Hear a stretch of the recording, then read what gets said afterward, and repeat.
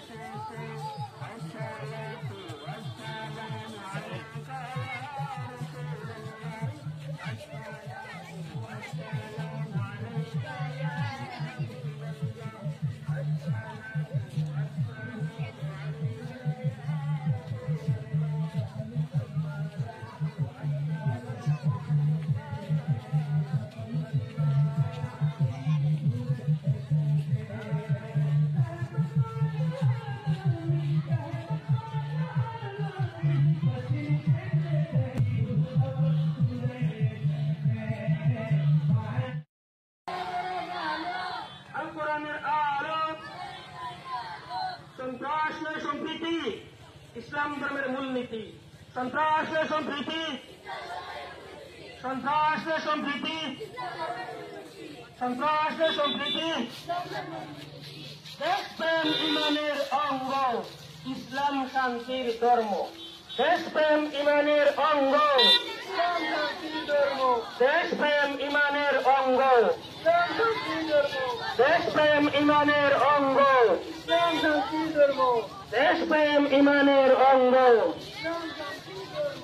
সরকার কি আমত, সরকার কি আমত, दिलदार की आमद, हुजूर की आमद,